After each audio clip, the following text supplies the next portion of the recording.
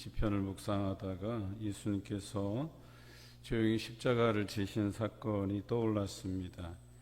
오늘 다윗이 사울에게 쫓겨서 더 이상 도망할 곳이 없어서 적국인 블레셋으로 갔다가 그곳에 갓이라고 하는 동네죠. 성경에서는 가드라고 나오는데요.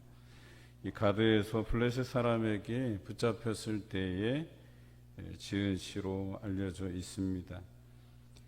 특별히 사무엘상 21장에 나오는 사건인데요.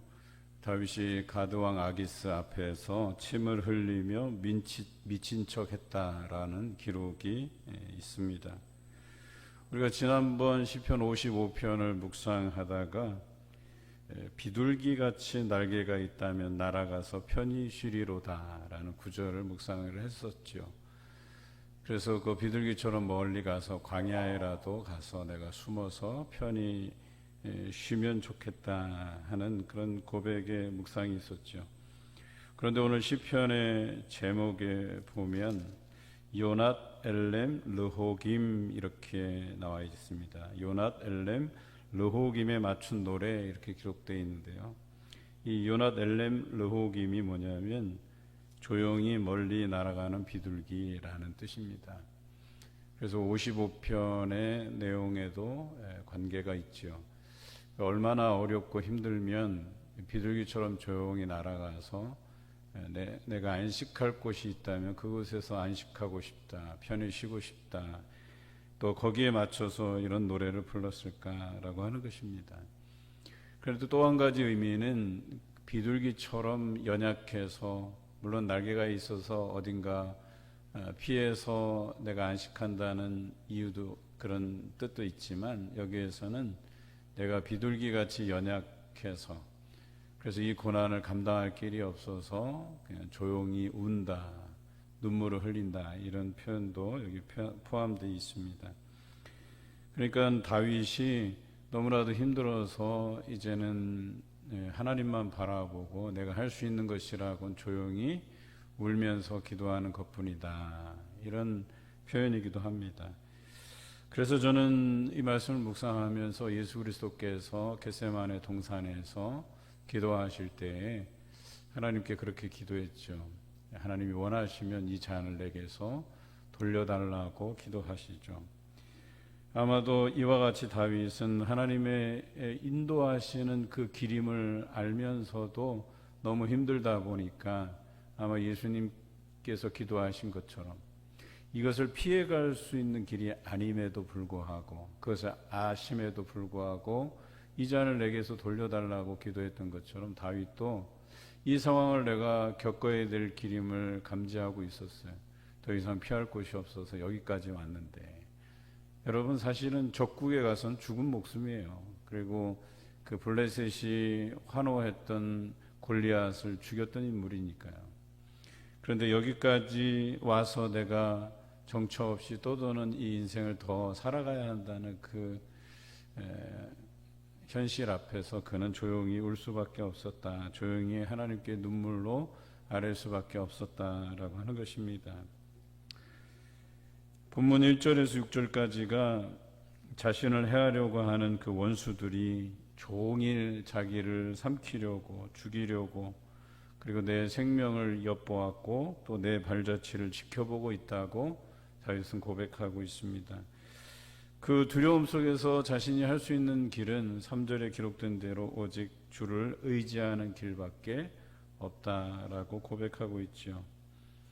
8절에 보면 다윗의 정처 없이 떠도는 그 인생의 날수를 하나님께서 계수하셨고 또 내 흘리는 눈물을 주의 병에 담으셨고 또 원하시면 주의 책에 기록해 달라고 그렇게 기도하고 있습니다. 저는 이 구절도 참 마음에 와닿았어요. 그렇구나.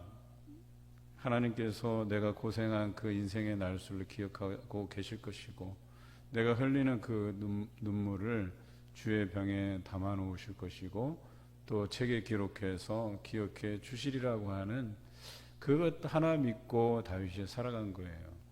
자기 인생의 스토리를 누군가가 알아주기를 원한 게 아니라 오직 하나님께서 자신을 기억해 주시기만을 그렇게 바라는 마음으로 기도하고 있다는 사실이죠.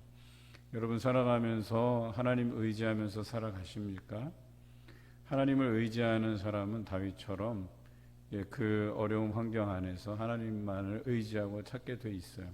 그리고 이런 사람이 그 고생 끝에 낙이 올 때에 감사제로, 낙헌제로 하나님께 감사하는 예배를 드리게 돼 있다는 것이죠. 우리가 살아가면서 하나님을 의지해 보지 않고서는 감사의 예배를 드릴 수가 없다는 사실입니다. 우리가 살아가면서 하나님의 도우심을 기억하고 경험하고 그래야지만 예배 가운데 감사가 우리 삶에서 드러나는 것이죠. 그런데 내가 살아가면서 감사제로 하나님께 드려본 적이 없다라고 하는 것은 하나님을 의지해 본 적이 없다는 사실이에요. 내가 겪고 있는 이 고난의 문제를 그냥 나 혼자서 끙끙 앓고 지나가고 그저 그것들 내 마음에 꾹꾹 담아서 견디면서 지내왔다라고 한다면 잘못된 것이죠. 이것은 하나님께 의지해야 될 문제고 하나님께 아뢰어야 될 문제고, 그리고 하나님께서 그 고생한 날수를 기억하시고 나의 흘리는 그 눈물을 주의 병에 담으시듯이 또 나를 또 하나님만을 의지하면서 살아간 나를 주의 생명책에 기록해 주십사 하는 그런 마음으로 살아가는 것이 크리스찬이 아닌가 하는 생각을 해봅니다. 오늘 시편에서 다윗이 두려워했다고 했습니다. 우리가 두려워하는 이유가 무엇입니까? 2절에 보니까 나를 치는 원수들이 아주 많다. 복수로 돼 있어요. 많다. 나는 혼자인데, 그러니까 이 물리적인 세상에서는 나는 혼자인데 나를 대적하는 이들은 많고, 사실 내 편이 있으면 그래도 괜찮아요. 나를 지지해주고 내 편이 되어주고 하는 사람도 있으면 괜찮지만 지금은 이 원수들이 복수예요. 그러니까 둘러싸여 있는 사람들이 다 나의 대적자들이고, 사실 블레셋 땅에 가서 그를 지지하고 응원해 줄 사람이 어디 있겠어요. 그런 상황이라는 거죠. 그리고 그들의 야만적인 행위에 두려워하고 있어요. 그들이 나를 삼키려고 하고, 또 아기스 왕 앞에 갔을 때 사람들이 이 사람이 골리앗을 죽인 다윗이 아니냐고 그렇게 몰아세울 때 얼마나 두려웠겠어요. 그리고 그 사실이 알려지면 자기는 죽은 목숨인데, 그래서 아기스 왕 앞에서 침 흘리면서 미친 척 한 것 아닌가 하는 생각도 해봅니다. 6절에 그들이 뜻을 모아서 자신을 향해서 대적하고 있다는 것을 이야기해요. 원수들이 차라리 의견이 분분해서, 지난번 우리가 시편 말씀 우리가 묵상하면서 저들의 혀를 절단해 달라는 그런 기도를 했잖아요. 그게 무슨 뜻이에요? 언어를 혼잡게 해달라, 서로 뜻을 합치지 못하게 해달라, 이런 뜻이라고 말씀드렸잖아요. 차라리 의견이 분분하고 흩어져 있으면 괜찮은데 그 사람이 의기투합해서 오직 하나의 목적을 가지고 다윗을 죽이려고 달려들면 그거보다 무서운 게 없죠. 사도 바울도 그의 선교 여행지에서 안 믿는 유대인들이 그를 죽이려고 암살단을 조직해서 호시탐탐 그를 죽일 계획을 세우잖아요. 그래서 가려고 계획 세웠던 그 곳을 가지 않고 또 둘러서 멀리 돌아서 선교 여행을 이렇게 진행했던 바울을 보게 되지요. 또한 그 세력이 강해서 하나님께서 도와주시지 않으면 그 상황을 이길 수 없는 그런 상황에 처해 있다는 것을 이야기하고 있어요. 그렇습니다. 적국에서 자신을 도와줄 사람들은 없어요. 그리고 그들은 교묘하고 영악하다고 기록하고 있어요. 악의적이고 큰 앙심을 품고 자기를 죽이려고 자신을 여전히 바라보고 있다고 이야기하고 있습니다. 뿐만 아니라 그들은 쉴 새 없다 그랬어요. 지치지도 않는다 그랬어요. 지치지 않고 계속해서 다윗을 주목하여 보고 있다라고 하는 것입니다. 그러나 다윗은 이 문제를 직시하고 이것을 해결해 주실 분이 하나님밖에 없다는 사실을 알고 하나님을 의지했을 때에 더 놀라운 것은 그의 관점을 바꾸어 주셨다는 거예요. 저들이 많고 영악하고 세밀하고 포악하고 쉴 새 없이 자기를 죽이려 하지만 그들은 하나님의 허락 없이는 나를 어떻게 할 수 없다는 사실을 알게 되었다라고 하는 것입니다. 그래서 그들 세력을 무시하게 되는 것이죠. 오늘 본문 3절에도 이렇게 나와 있습니다. 혈육을 가진 사람이 내게 어찌하리이까? 얻지 못한다는 얘기죠. 또 11절에도 나옵니다. 사람이 내게 어찌하리이까? 얻지 못한다는 얘기예요. 어찌하지 못한다는 얘기예요. 하나님이 계시기 때문에. 여러분, 사단의 세력은 두려워할 게 아니라 그 사단의 세력은 하나님의 허락 없이는 우리를 어찌할 수 없는 존재들이에요. 이 세상의 사람들도 하나님의 허락 없이는 우리를 어찌할 수 없는 그런 사람일 뿐이에요. 혈육일 뿐이에요. 사람일 뿐이에요. 오직 하나님께서 나의 생명을 쥐고 계신 거예요.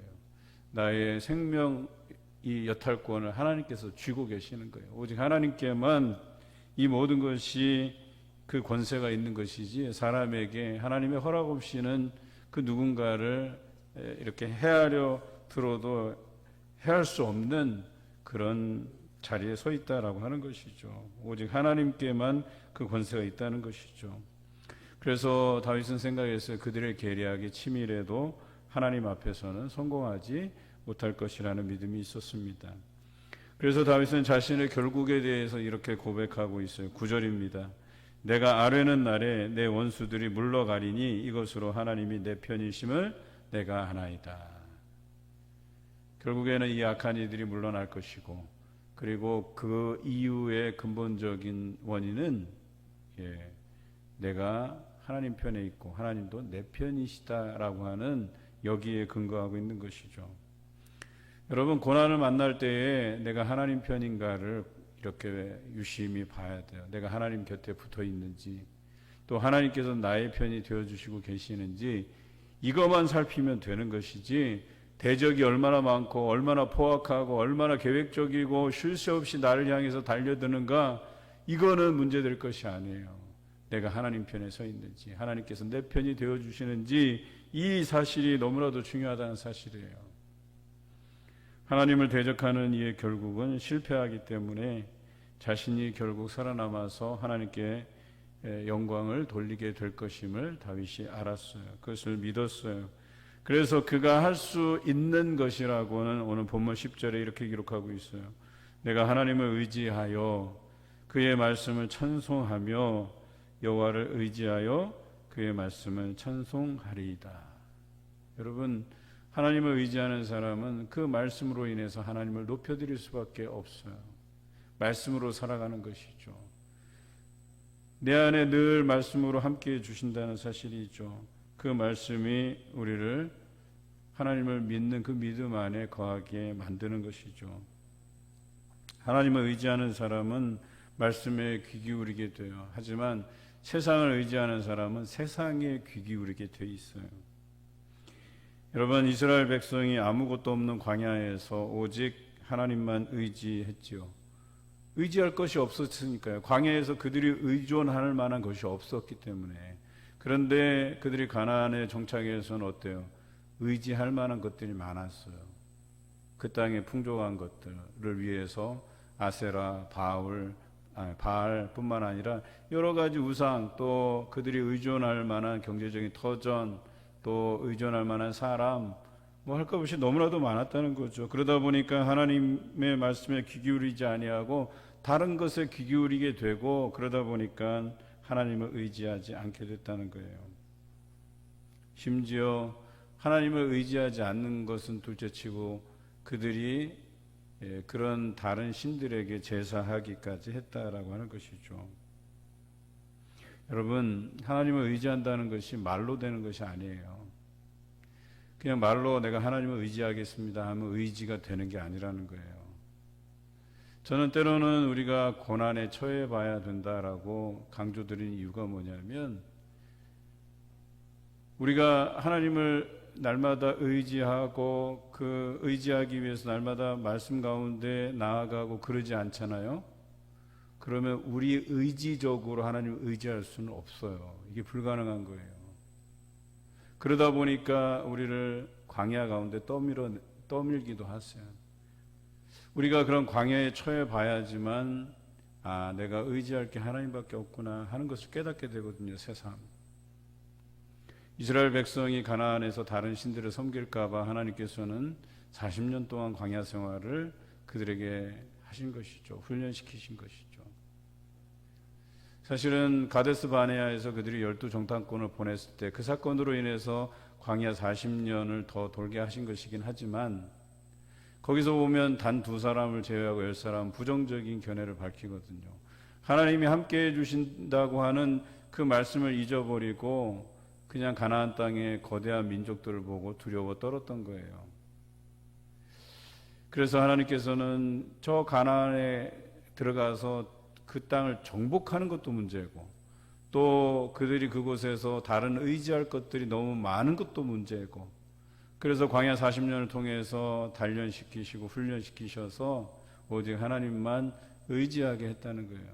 그럼에도 불구하고 그곳에서 불평하던 세대들은 세렛강을 건너가기 전에 하나님께서 다 정리하시고, 가데스 바네아를 기준으로 해서 20세 이하, 즉 38년, 그 세렛강을 건너기까지 38년이 걸렸으니까 그들이 20세 미만이면 적어도 20세라고 쳐도 한 58세 정도 될 거 아니에요. 그런 나이 윗세대들은 다 거기서 정리된 것이죠. 그럼에도 불구하고 그들이 가나안 땅에 정착했을 때 처음에는 하나님을 잘 섬기다가 때를 따라 주시는 그 비와 또 그 비로 자라난 양식들, 그것을 하나님의 은혜로 알고 살다가 점점점 욕심이 더해지고 가나안의 신들을 섬기게 되고 부정한 일들을 저지르게 되고 하나님을 버리게 되고. 다윗도 어땠어요? 전쟁에 나아갈 때는 하나님을 의지하면서 나갔어요. 백전백승이었었어요. 그런데 전쟁에 나갈 일이 없으니까 궁궐을 거닐다가 아리따운 밧세바를 보고 죄를 범하게 되잖아요. 우리 삶이라는 게 그래요. 우리가 죄의 본성을 가졌기 때문에 우리 삶에 뭔가 만족감이 있고 느긋함이 생기고 여유로움이 생기잖아요. 그러면 자꾸 허튼 짓을 하고 딴 짓을 하게 돼 있어요. 고난주간 우리가 새벽기도회를 나가고 있지만 이 새벽기도 나오는 게 쉽지가 않아요. 이게 습관이 된 사람들은 그래도 늘 그 시간에 깨서 나와서 기도에 참여하지만, 여러분 따뜻한 아랫목에 한번 딱 누워보세요. 그럼 나가기 싫다니까요. 이건 제 얘기를 하는 거예요. 저는 설교하러 나와야 되잖아요. 아마 제가 목사가 안 됐으면 새벽 기도에 나올 일이 별로 없을 것 같아요. 그냥 따뜻한 아랫목에서 그냥 있지.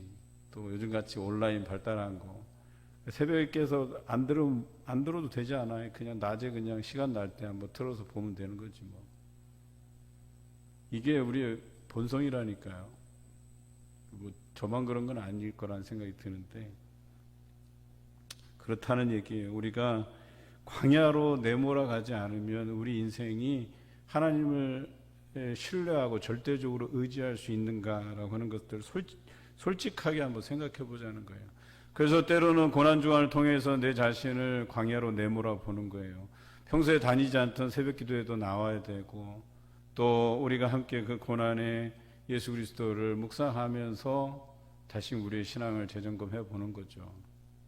성금요일 날 우리는 7초 체험을 준비합니다. 그래서 6군데 묵상 코스에서 기도하고, 7째 7초에서는 십자가를 직접 매보기도 하고, 물론 그것이 예수 그리스도께서 걸어가신 그 십자가의 길을 얼마나 우리에게 체험시킬 줄 몰라요. 그런데 적어도 그런 상징적인 행위를 통해서 예수 그리스도의 고난을 생각하면서 우리가 예수님을 의지한다고 믿는다고, 또 내 인생 끝까지 예수 그리스도를 붙잡고 가겠다고 다짐하는 시간이었으면 좋겠다 하는 그런 생각을 가져봅니다. 그런데요, 입술로만은 되는 게 아니에요.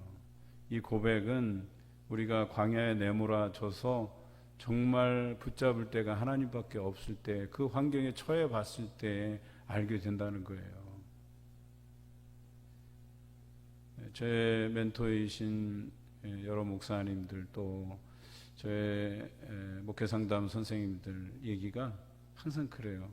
자식 키울 때 자식들이 광야에 이렇게 내몰아 봐야 된다는 거예요. 그래야 뭐가 귀한지 안다고 얘기하는 거예요. 그래야 하나님을 더 의지하게 된다라고 얘기하는 거예요.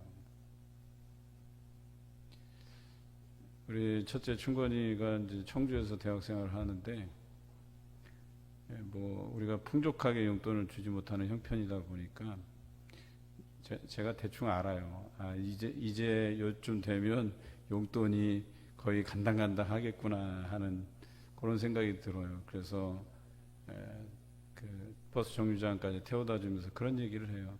지금쯤 되면 그 용돈의 절박함도 알게 될 것이고, 또 이제 대학 생활이 자기가 생각했던 낭만적인 것만은 꼭 아니다. 또 숙제의 부담감이 올 거고, 그 과제물의 부담감이라고 하는 것 학년을 더해 갈수록 더 그 압박감이 중에 이렇게 올 것이고, 이제 그러다 보면 1학년 때는 못 모르고 놀았겠지만 이제 2학년 3학년 올라가면서 점점 더 그 각박해져가는 그 사회의 현실, 그것들을 피부로 느끼면서 내가 뭘 준비해 가고 할 것임을 알게 될 것이다, 깨닫게 될 것이다.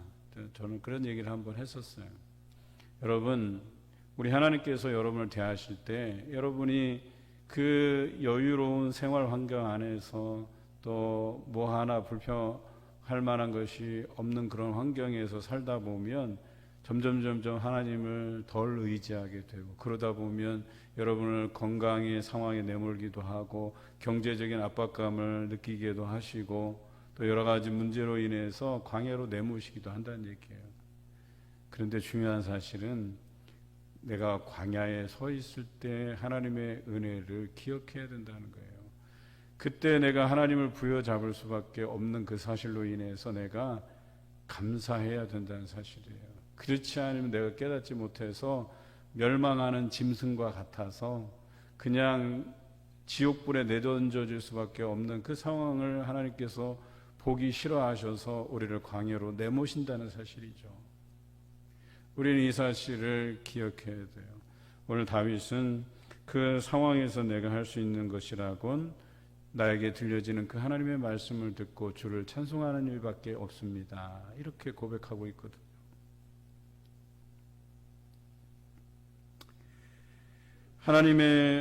하나님 말고도 우리가 의지할 만한 것이 있으면 이런 고백이 나오지 않아요. 그런데 다윗은 그가 왕 위에 오르기 전까지 그 숱한 생명의 위협을 받으면서 그런 고난의 현장 안에서 내가 하나님만을 붙잡을 수밖에 없고, 또 그 하나님을 의지했을 때 이 문제들을 한 곱이 한 곱이 넘어가게 하시는 그 하나님의 은혜에 대해서 자기가 감사제로 낙헌제로 하나님께 제사 드린다고 그렇게 서원할 수밖에 없었다라고 이야기하는 것입니다. 여러분, 우리가 이런 광야에 내몰려져서 하나님을 부여잡고 의지해보지 않잖아요. 그러면 우리는 허탄한 것을 말할 수밖에 없어요. 허탄한 이란 말이 뭐예요? 거짓이 많고 미덥지 않은 이야기가 허탄이라는 뜻이에요. 그러니까 거짓말도 많이 하고 미덥지 않은 말만 늘어놓을 뿐이에요. 그런데 광야에 내몰려지잖아요. 그러면 솔직한 고백이 나와요.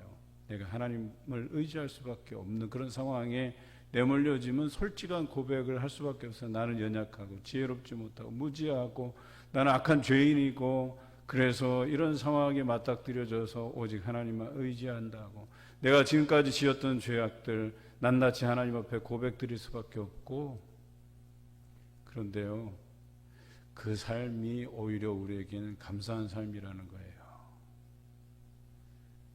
나의 모습이 낱낱이 드러나게 하신 것, 그것이 오히려 감사한 삶이 된다는 거죠.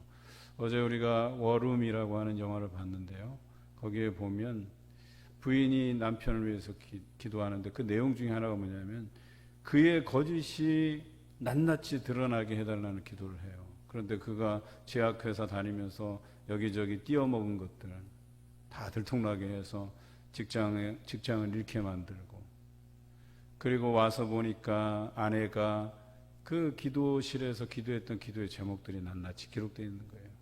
보니까 자기가 바람 피려고 마음 먹었던 그날부터 아내가 기도하기 시작했던 거예요. 물론 그런 유혹이 있었지만 그 상황이 그렇게 유혹에 넘어가지 못하는 그런 상황으로 하나님께서 반전시켜 주셨지만, 여러분, 우리가 내몰려졌을 때에 하나님만 의지하고 믿고 기도할 때에 죄악에서 벗어날 수 있듯이, 여러분, 우리가 좋은 환경에서, 여유로운 환경에서 하나님을 의지한다는 거 그거 쉽지 않아요. 그런데 중요한 것은 꼭 광야에 내몰려져야지만 기도하고 하나님을 의지하느냐, 그렇지는 않다는 거예요.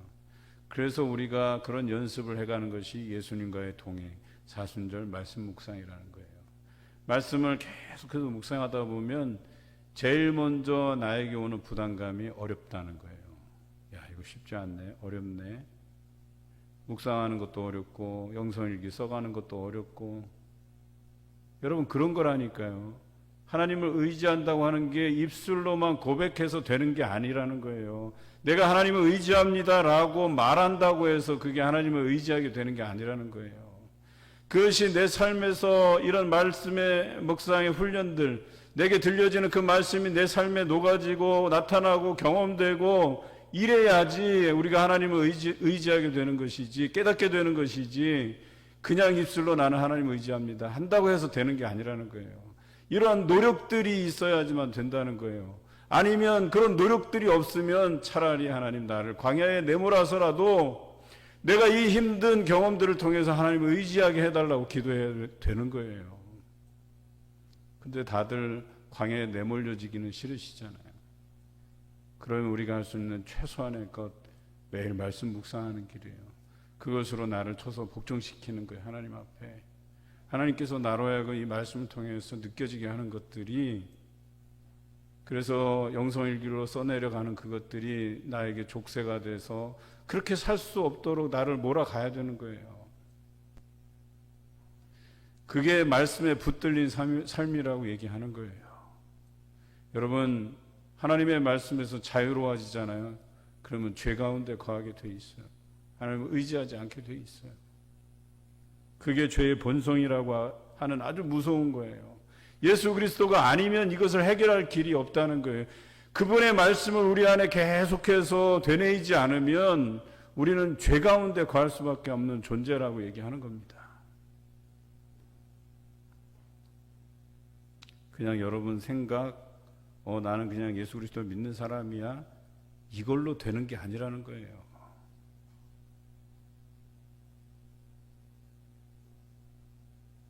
그래서 그 길 가는 사람이 찾는 이가 적다라고 얘기하는 겁니다. 다 들어가는 게 아니라 그러잖아요. 주여 주여 하는 자마다 다 하나님의 나라에 들어가는 게 아니라잖아요. 입술로만 고백하는 것이 아니라잖아요.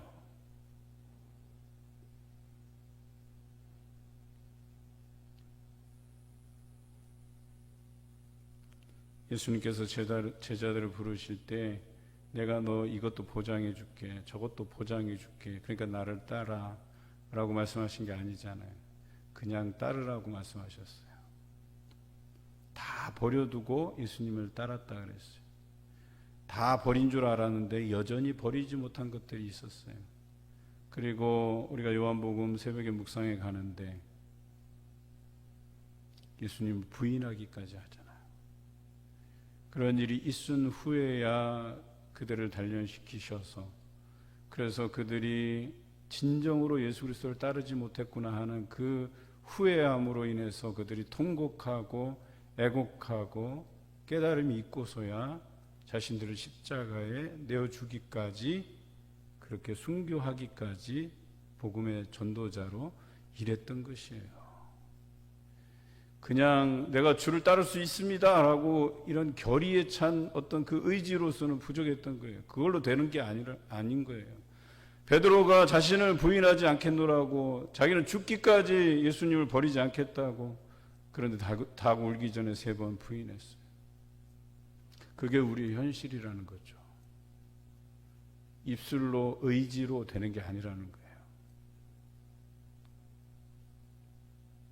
하지만 그들의 돌이킴, 또 애곡하고 통곡하고 그 이후로 더 주의 말씀을 기억하기 위해서 몸부림치고, 예수님께서 승천하시기 전에 자신에게 하신 말씀들, 자신들에게 하신 말씀들을 계속 떠올려 가면서 그것을 잊을까 봐 성령의 감동하심으로 그 글들을 기록해 가면서 기억하고자 했던 거예요. 그래서 성경에 이런 부분들이 후대에 전해줄 수 있었던 것이죠. 복음의 1세대가 자신의 목숨이 이제 경각에 달려있고 로마 대화재 사건으로 이제 죽게 될 즈음에 그들이 뭔가를 기록하여 남기려고 했던 거예요. 자신뿐만 아니라 이 후세대들, 복음의 2세대들에게 이 편지를 써서 기록함으로 인해서 그들이 의지와 말로서는 하나님을 의지할 수 없음을 기록으로 남긴 거예요. 그래서 그 말씀이 날마다 우리에게 와닿고 그것으로 묵상하고 그것이 우리의 삶에서 생활화되지 않으면 하나님을 결코 의지할 수 없다는 그 결의에 찬 각오를 가지고 글을 남긴 것들이거든요. 그리고 오늘 그런 말씀을 읽는 우리는 예수님께서 현장에서 생생하게 들려주시는 말씀처럼 우리가 듣게 되는 것이거든요. 그런데 예수님의 이 땅에 오셔서 만약에 육신으로 이 땅에 오셔서 우리에게 말씀하셨더라면 지금 우리의 이 상황에서 그것을 듣고 믿었겠냐라고 하는 거예요. 지금도 말씀하시는데 듣지 않는데 육신으로 와서 우리의 눈으로 보여진다고 들려주시는 그 말씀을 들을 것 같아요? 그렇지 않아요. 메시아를 예언했지만 믿지 않는 유대인들은 끝까지 믿지 않았어요. 예수 그리스도를 십자가에 못 박으라고 저는 가짜 메시아라고 저주하고 욕하고 침뱉고 했던 사람들이에요.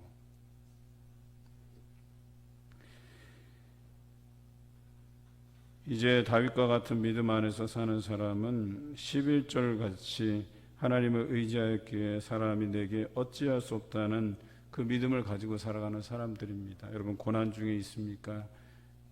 사람이 여러분을 괴롭힌다고 한다면 여러분 걱정하지 마세요. 사람이 우리를 어찌할 수 없다는 그 믿음 안에서 사시기 바라요. 하나님의 허락하심 없이는 사람이 우리를 어찌할 수는 없어요. 사람으로 인해서 겪는 고난 문제 걱정하지 마세요. 환경도 마찬가지예요.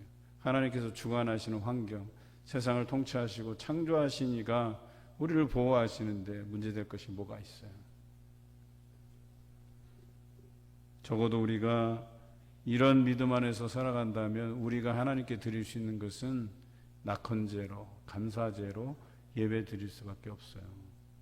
여러분 주일날 부활절을 맞이할 때 그런 감사의 마음으로 예배 드리시기 바라요. 이 고난주간 우리가 어떻게 고난에 내몰려지고 그 가운데 믿음으로 우리 예수 그리스도를 붙잡았는지를 여러분 묵상하게 된다면 반드시 부활절날 감사할 수밖에 없을 거예요. 하나님 앞에 신실하게 살 것에 대한 소원과 다짐 그리고 하나님께 자발적으로 드리는 감사가 넘쳐날 줄로 믿습니다. 그리고 감사제와 함께 고백하기를 13절에 주께서 내 생명을 사망에서 건지셨습니다. 주께서 나로 하여금 하나님 앞 생명의 빛에 다니게 하시려고 실족하지 아니하게 하지 아니하셨나이까. 이런 고백이 있게 될 것입니다. 우리는 하나님께 감사로 예배 드리는 날들이 많아질 것입니다.